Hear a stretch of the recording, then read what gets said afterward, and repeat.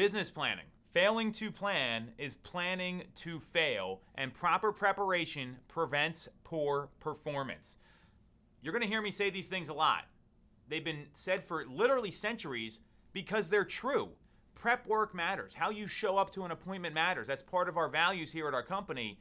And if you're not showing up being fully prepped, that starts with your own business plan, right? And having a business plan will set you up to win long term.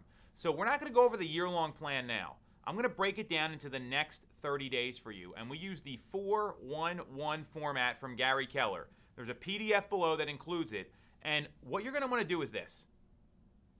You can come up with your annual goal. Most people, they start out, they want to make $80,000 to $100,000 a year, sell somewhere between 20 and 24 homes. I'm not even worried about the annual goal right now. We're going to get rid of the one, and it's going to be a 4-1 plan, meaning 4 weeks, 1 month. Your goal over the next 30 days is to sell a house. We want you to sell a home and put it under contract in the next 30 days. And there's typically going to be 3 activities and behaviors that lead to that. Those 3 activities and behaviors could be having 15 conversations a day, role-playing 5 days a week, and mastering the buyer presentation. Just as an example, they're all specific. They're documented. They're tied to math. They're measurable. That's how you want to set up your goals. So now you've got your month-long goal. What are you going to do the first week?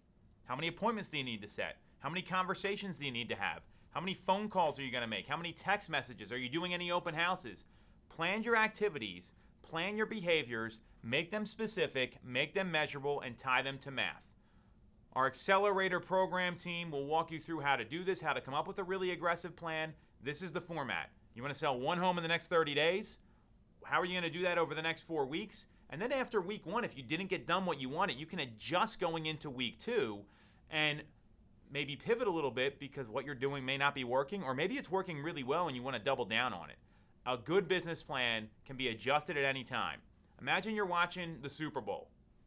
And for all the non-sports fans out there, you probably know what the Super Bowl is. If there's no scoreboard and you're not tracking and measuring your data and using Sisu and all the other things that we have set up to help you understand what's going on in your business, you're not going to know what the heck's going on. And you're not going to know what's going on in the Super Bowl either. So tracking and measuring will allow you to understand what's happening in your business so you can see where the gaps are. We'll go more into that. That's how you work the 4-1-1 plan.